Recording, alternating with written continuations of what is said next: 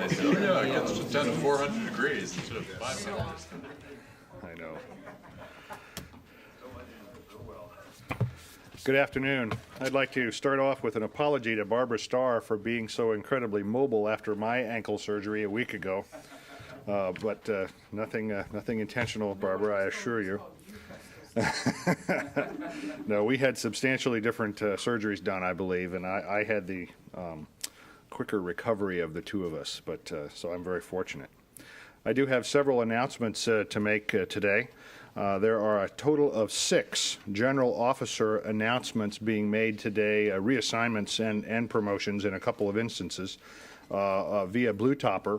And instead of going through all of them here, there's one name that you all, I think, would know from recent, from the Kosovo campaign, and that would be General Wald. We are announcing his appointment to a 3rd star to be Lieutenant General and to command the 9th Air Force and 9th Air Force and U.S. Central Command Air Forces in Shaw Air Force Base. And again, there are 5 other general officers that we'll announce today via Blue Topper. The Defense Advisory Committee on Women in the Services, or DACOWITS, will conduct their fall conference October 20th to 24th at the Shelter Point Hotel on Shelter Island in San Diego.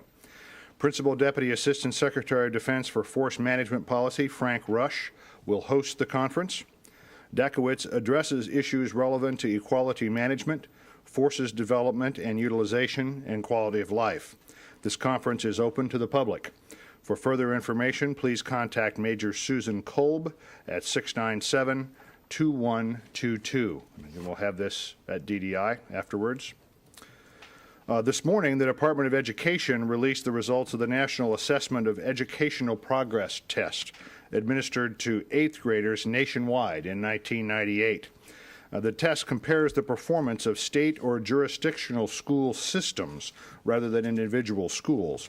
And I'm delighted to report that the Department of Defense domestic school system, that is our schools within the continental United States and including Puerto Rico and Guam, ranked 1st nationwide, and that only one state, Connecticut, scored higher than the department's overseas school system, or DoDs. So the department's schools in the United States also placed 1st in the nation for the percentage of students scoring in the advanced category on the exam. 8th grade African American students in the department's domestic schools ranked 1st, and in our overseas schools ranked 2nd when compared with their African American peers across the nation. 8th grade Hispanic students in the department's domestic and overseas schools shared 1st place above all other school systems when compared with their Hispanic peers nationwide. So this is something we're very proud of and clearly represents a team effort on the part of parents, teachers, school supervisors, and most importantly by the schools themselves. Finally, tomorrow beginning at 1:30 as part of Hispanic Heritage Month activities, the Department of Defense will host an observance in room 5A 1070 of the Pentagon. Secretary Rush will preside at the observance. Deputy Director of the Office of Personnel Management, John Sepulveda, will be the guest speaker. And this observance will highlight the contributions of Hispanics to the Department of Defense and to the nation. For more information, please contact Manuel Oliveras in the Office of the Assistant Secretary, and we have that phone number for you after. And that completes my announcements. With that, I'll take your questions. DoD going to take over the national schools now that you're so good at it? As someone who's had 2 children participate in those schools while we were stationed in Italy, it's a really very good system, one we're very proud of, Otto. Tammy? Today in Pristina, there was a threat advisory issued warning of a possible terrorist attack against Americans there. Clearly, the majority of Americans in Kosovo are soldiers. What can you tell us about the nature of this threat? Well, I believe the threat was posted by the State Department office in Pristina, I believe. And when there is evidence, however slight, of an increased threat to Americans, whether they be in uniform or not, that is information that we get out as quickly as we can via all available means to all the American citizens. But I don't think there was a specific description of the terrorist, and I think it was unspecified. To the best of my knowledge. Again, the State Department put this out. Maybe they'd have more than I. Do you have any background on the nature of the threat itself, whether it's connected to bin Other than a Laden? general description of an specified terrorist threat, no, I do not. Against U.S. forces? Against U.S. citizens. Citizens, both military forces, again, not specific, just U.S. citizens. Have U.S. soldiers changed their posture at all as a result of this? This information has been disseminated by now to all of the U.S. forces through K4, and it's something that I don't know if they physically changed their posture, but I know they're very much aware of it, Chris. This is something they always pay attention to every day, and the commanders there are very sensitive to react and change as they see fit based on the threat as they understand it to be. What's the current number of U.S. forces in Kosovo? Oh, I don't have that off the top of my head. Let me get that for you after. Do you have any comment about the situation in Chechnya and the Russian bombings over Chechnya? I don't have any information for you on that, no, I don't. Do you think, if I could follow that? Sure. Thank you. Do you think that Russia is risking another war with Chechnya? And have you any comment as to the method that Russia is employing in the bombing to rid itself of guerrillas that have come into Russian territory? Again, I don't think that's either of those issues are something that this building would get involved in directly, Bill. Okay. Admiral Quigley, what's the latest, the current number of U.S. troops on the ground in East Timor? How many U.S. 238. In East Timor as opposed to in the... Oh, no, I'm sorry. There are 238 in Darwin. I believe there's a handful, 15 or so on the ground in East Timor. The ones that are actually in East Timor. I believe the ones that are there now are communicators and logisticians. But again, very small numbers at this point. Are there any plans at this point to augment the number of troops either in East Timor or in Australia? Well, Secretary Cohen is discussing that very issue with his counterpart, Mr. Moore, in the Australian Minister of Defense today. And we anticipate that as the situation changes over time and the multinational force spreads out to further sections of East Timor, the requirements will change. This is something that Admiral Blair has mentioned, that Secretary Cohen has mentioned. I don't anticipate changes in the categories of assistance that we have agreed to provide, and I don't anticipate significant changes in the numbers of people that would provide that assistance. Although the numbers will go up and down slightly over time, I certainly don't think an order of magnitude change is foreseen. But what specifically the Australians may seek in the way of support as things change and time passes on the ground, we'll certainly be receptive to requests from them. We'll evaluate those requests for assistance honestly, and we'll do the best we can. When do you anticipate larger numbers of Americans will actually get to East Timor, and what is taking as long as it is taking? Very much a call of the operational commander on the ground, both the overall commander, the Australian overall commander, and Brigadier General Castellaw, the U.S. component commander of the forces that are there.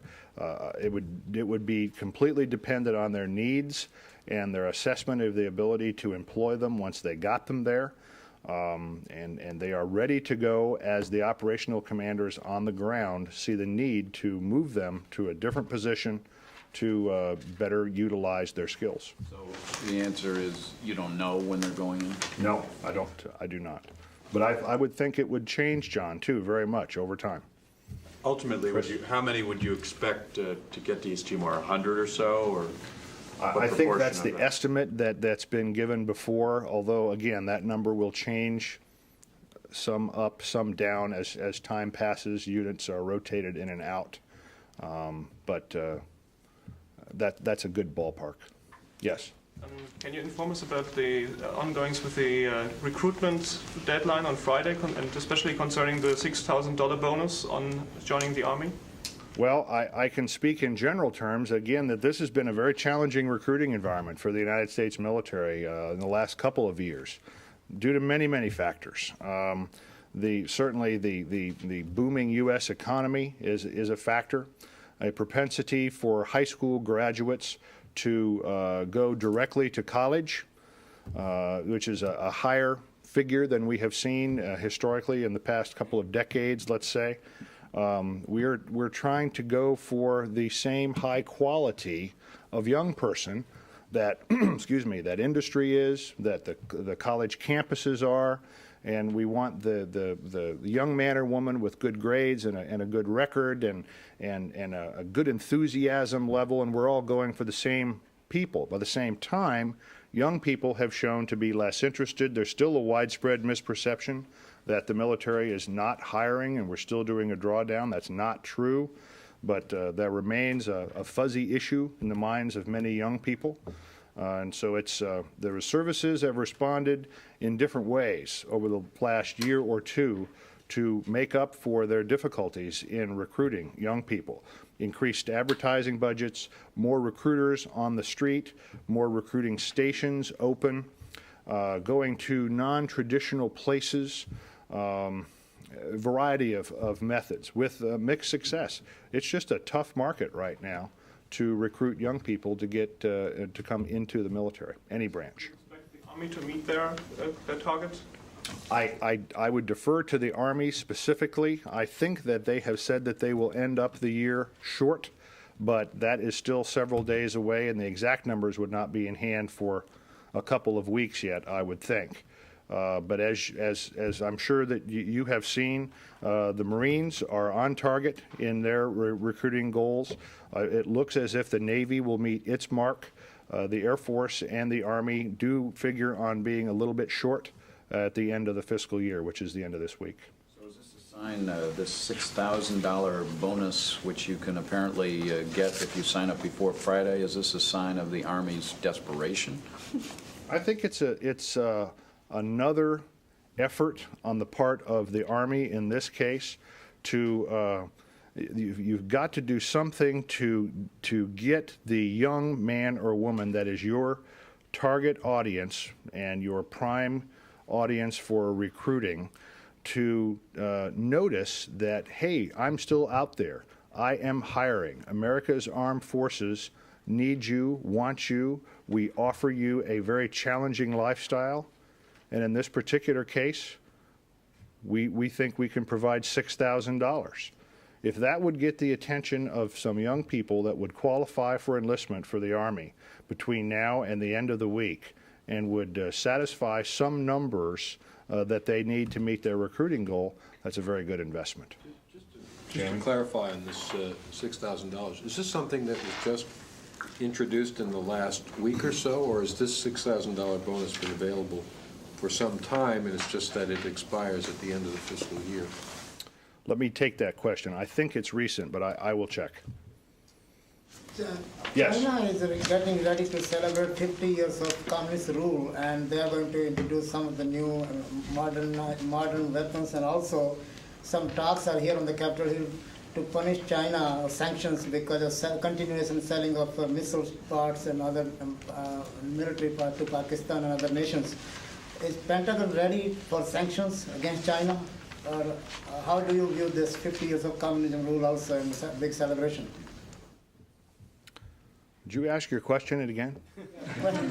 Question is there any comments on this 50 years of communist rule? China is still the largest communist country in the world, and they are going to introduce new weapons, and they are continuing testing missiles and all that, also sale of missiles to Pakistan and other nations. If Pentagon is ready for any sanctions against China? I don't think I have anything for you on that today. There's a big milestone coming up with National Missile Defense scheduled for October 2nd, Saturday night. Is the schedule still to go with that? And do you have any sense of what the major test objectives are? If the interceptors don't hit the missile, will that be considered a failure, or are there other criteria that could make it a success? We're working to get more details for you later on this week on that, if that's okay. I don't have, we're very much aware of the issue. We're very much working that during this week, and we'll have something for you on that later on in the week, if that's okay. Barbara? Ted Warner testified this morning that something like 6 of the 7 hotlines between the Pentagon and Moscow are going to run into Y2K problems. Can you give us some overview of how serious the problem is, and will there be full communications with Moscow on New Year's Eve? Yeah, what Ted Warner mentioned this morning is something we've known for a while, but I think what he was referring to is that the corrections now are about to be put in place. The whole Y2K issue is just goes another example, I guess, of that this is a very significant issue and a challenge for all of us. You're very much aware, I know, of the agreement recently signed between Russia and the United States for the Strategic Warning Center to be put in place to cover the period of time as the new year rolls over. This is another of the issues that have come up. We've discovered it. The fix is now being put in place. I expect there to be more as time passes. That's why we're putting so much emphasis, so much focus on this issue, which is very, very important to both nations. When you say you expect more as time passes, are you suggesting that as close as we are to the end of the year now, there are Y2K problems out there in the U.S. defense establishment waiting to be found? There are things we still don't know? We're very confident that we have taken the best, most comprehensive look that we know how to do to all of the U.S. Defense Department systems. And we don't know of any significant systems that will not be fixed in time for the new year. That is not to say that we have relaxed our efforts one bit. This is such an important issue for the entire department and for the world that this is going to be an effort that will only increase in our focus and intensity as the year progresses. Which countries We hope that there will be no surprises at all, but we keep working hard on that very issue to preclude that very event from happening. Do you know what the glitches are in the system that they're trying to fix? I don't have the specifics. Whether it would mean a breakdown, a full breakdown in communications on these hotlines? I don't have that, John. I'm sorry. On the These same days of instant satellite communication and telephone, how much does the United States rely on these hotlines, which are old style teletype connections, essentially, to maintain communication? Is this are they now simply a sort of a redundant backup system, or are they still used in a primary communication role? Well, I wouldn't call them as primary, Jamie, but there are a variety of systems meant to be redundant because of the importance that we place on the ability to communicate with the Russian government. I'd be hard-pressed to rank them somehow, but it's important to us that they all work if that's within our ability to make them operational. These hotlines embedded in the Pentagon, the White House, the State Department, or some of each? Where are they? I will take that, John. I think the White House, but I will check. On the subject of the Center for Strategic Stability set up at Peterson Air Force Base, and one that is supposed to be set up near Moscow, I guess, that I think is not even in the works at this point. The original concept was to have Russian officers in Colorado and American officers in Russia monitoring, say at Peterson, the U.S. early warning system so the Russians could look at that. And we were also supposed to be able to pipe in a picture of the Russian early warning system to the Peterson location and the U.S. early warning system to the Moscow location. It now looks as though we're not going to have the ability to look at the Russian early warning system in Colorado, and same is true the other way. If you're looking to get a complete picture for confidence building and strategic stability, isn't this kind of like blinding one eye? Well, not necessarily. The final details of the arrangement that will be in place at Colorado Springs are still being worked out. After the initial signing of the agreement, when Secretary Cohen was in Russia recently, there was a meeting last week in Colorado Springs with Russian representatives there. We anticipate going to Russia, I think, in a couple weeks, and this will continue until we have the final details worked out. But this is important to both we and the Russians. And it's issues that are not yet finalized, but it's clear in everyone's mind that that's important information that needs to be understood. If you have only one early warning picture. Isn't that sort of getting half the picture? Well, again, we've not worked out the final details on that, but that is a very important issue that needs to be worked on still. Do you know where the Russian equivalent of the Peterson Center stands at this point? I don't think it's going to happen. I don't think the facility in Russia is going to happen. I don't think it will be ready on time to be in place by New Year's Eve.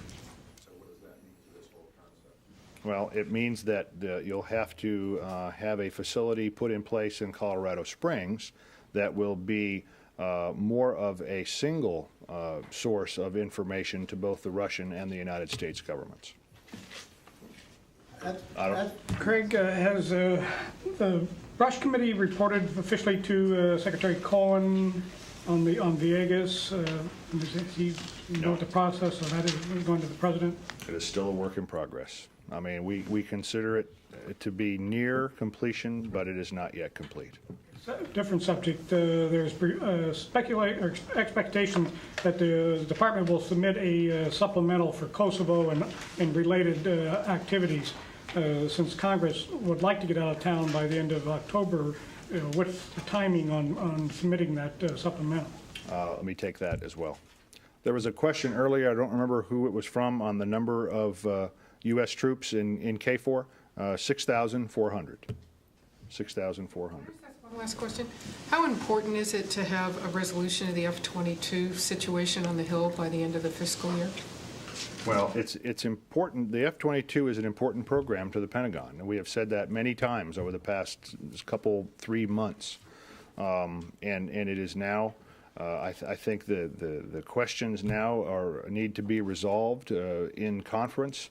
That's where the activity is located now. We stand ready to provide any additional information that the conferees feel they need, but that's where the activity is centered now, Barbara. I don't know if I can give you a very good answer to your question. If the conference does not reach an agreement by the end of the fiscal year, are there any serious implications for the Air Force or the military? If there is no appropriations bill, well, you would then need to have a continuing resolution passed, as you have seen in prior years. And the rules of that typically are that the department is allowed to spend at a rate that is commensurate with the rate that it was at the end of the prior fiscal year, but no new starts are authorized until you actually have an Appropriations Act signed into law by the President. So there'll be no new start on any new program until that portion of the budget was signed into law by the President. And the time on that, I just don't know. DoD, yes. Going back to Colorado Springs for just a second, when you suggested, a single place, is there any thinking of trying to have information from the Russian early warning systems there, or is this just going to be U.S. information? I don't know where we are in the working out of the details between the Russians and the United States on that. We've had one visit, as I mentioned, to Colorado Springs, a second one coming in the next couple of weeks to Russia, and we anticipate that activity will continue until details are known. Is that even a goal? I mean, is there any intent or desire to create a facility where both early warning systems would be visible in one place? I don't know. I'll take that question. Yeah, back to the F-22 a second. As of like last night or early this morning, the battle lines are drawn over more research money for the airplane and no production money. It's a question of how much research money it's going to get. Can the Pentagon live with simply keeping the program in a research phase for another year as opposed to kicking into production this year? Do you have a view yet on that? Well, we would prefer that the budget as submitted by the President, which included procurement for F-22, be the position adopted. But I'm not going to get into the business of predicting what we can and can't live with. I need to let the conference activities unfold. But clearly, that's our preference. Just one more question Yes, on Y2K problems. Are you worried that some of the countries are not really ready as far as the military-to-military relations are concerned? What Pentagon is doing is in touch with those countries?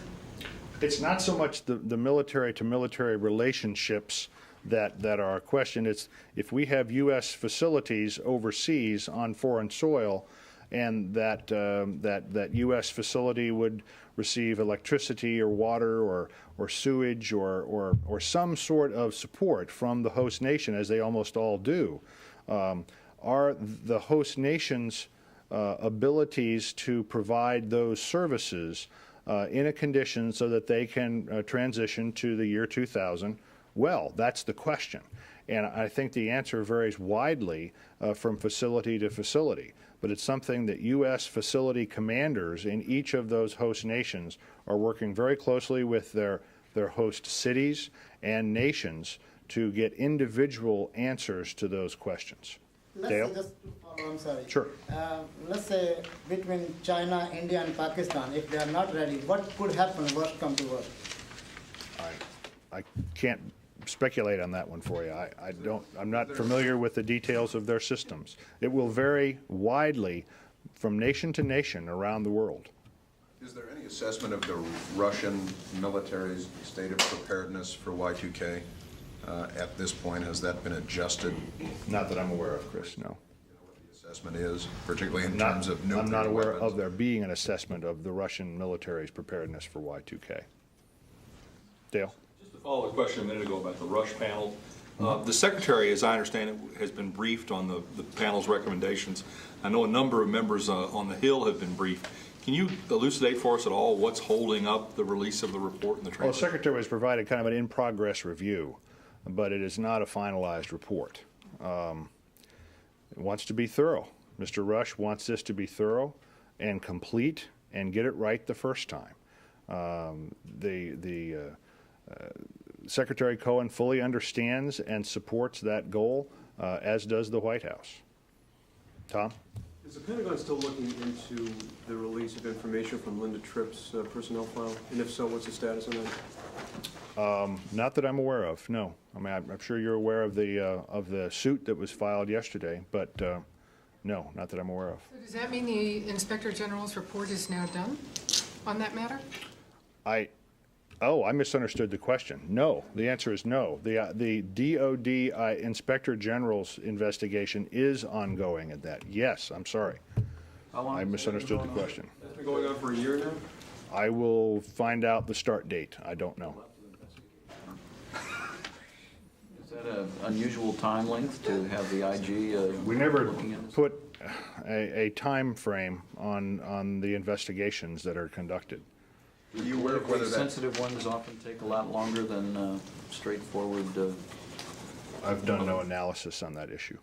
Follow up on that same issue. My recollection was that it started, the General Counsel, Department General Counsel was looking into it, then the IG was looking into it, and then, could you verify that the IG is still looking at it? I think they kicked it to Justice, and I think it's dropped from sight. There has been no signed final version of a DoD Inspector General report on that issue. I agree with that. Are they really working on it anymore, or was it actually kicked to Justice? No, that is still a work in progress. Can we check to see whether it's been completed but not released? Yes. We'll check. I will, yes. Bill? Another item on Panama. Senator Lott just recently sent a letter to Senator Warner asking for further investigation, and I understand there's going to be a hearing early next month on the Hutchison-Whampoa contractors that have both ports, both ends of the Panama Canal, to check in, see who controls the Hutchison. Is the Pentagon concerned, or let's say, do you have any comment on this? And secondly, will the Pentagon be participating in those hearings, or can you tell me yet? I don't know on the hearings, but we do not see this to be a security issue at all. No security issue at all? Not at all. Is it believed that this company has ties to the mainland Chinese government? We have nothing to indicate that the Chinese have the slightest desire to somehow control the Panama Canal.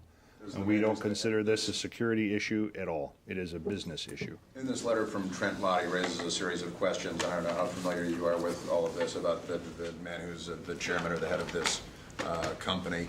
and the claim is that he has ties to the People's Liberation Army and to the Chinese intelligence community and so on. Is there any reason to believe that that's the case?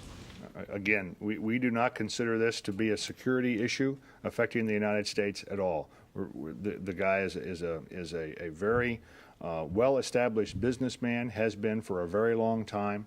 It is an issue between the Panamanian government and private business ventures that choose to. It's an issue within the Panamanian government's control, and one that we look at and do not consider to be of a security issue or a security threat to the United States at all. Admiral, Senator Lott also complained, or a spokesman complained, that he wrote a letter about this to Secretary Cohen and has received no response. Does the Secretary intend to provide a response to Senator Lott? I don't know that. What you just outlined? I will take that question. Admiral, let me just follow here. Isn't anyone concerned that Hutchinson Whampoa may give Chinese intelligence, the PLA, a base with which to operate in a strategic part of the Americas, at least to collect intelligence? Isn't that a concern? We see no indication of that whatsoever. None. Thank you. Thank you.